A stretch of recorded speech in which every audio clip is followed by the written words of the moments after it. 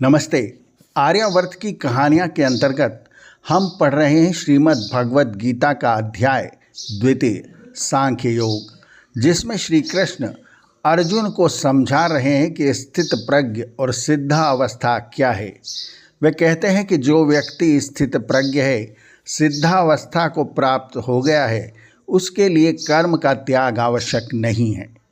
उसे कर्म फल की आशा का त्याग कर अपना कर्तव्य तो निभाना ही है।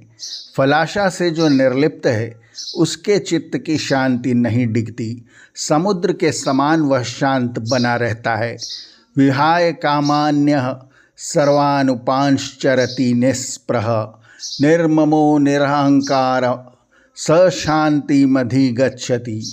एषा ब्राह्मी स्थिति पार्थ नयनां प्राप्य विमुह्यति स्थित्वा मंत्रकाले अपि ब्रह्म निर्वाणं रक्षति। जो व्यक्ति कामनाओं में आसक्ति छोड़कर और निष्प्रह होकर व्यवहार करता है एवं जिसे ममत्व और अहंकार नहीं होता, उसे ही शांति प्राप्त होती है। चरति का साधारण अर्थ है बरतना या व्यवहार करना। हे पार्थ, यही ब्राह्मी स्थिति है। जिस व्यक्ति ने इस स्थिति को पा लिया, अर्थात स्थित प्रज्ञ बन गया, उसे किसी प्रकार का मोह प्रभावित नहीं कर पाता, अर्थात वह मोह में नहीं फंसता और अंत काल में भी इस स्थिति में रहकर ब्रह्म निर्वाण को अर्थात मुक्ति को प्राप्त हो जाता है। जीवन में महत्व कर्म का नहीं, बल्कि जिस प्रकार की भाव युक्त बुद्धि से कर्म किया जाता है उसका है। फल में कामना रखकर किया गया कर्म निकृष्ट कोटि का है एवं दुख तथा कर्म बंधन का कारण होता है। अतः फलाशा का त्याग कर निष्काम भाव से सभी कर्मों को कर्तव्य समझकर बुद्धि को स्थिर बनाकर सभी सांसारिक द्वंद्वों में साम्य भाव रखकर व्यवहार कर स्थित प्रज्ञ बन। जो स्थित प्रज्ञ बन गया, उसकी मन शांति कभी विचलित नहीं होती। वह हर हाल में प्रसन्न रहता है।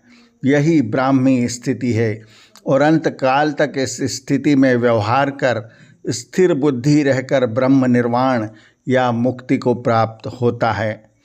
इस संसार सागर में माया मोह के बंधन एवं निजी क्षुद्र स्वार्थों में फंसकर व्यक्ति कर्म बंधन में बंधता है। पाप पुण्य के घेरे में फंसकर उसकी आत्मा जन्म मरण के चक्कर में फंसती है।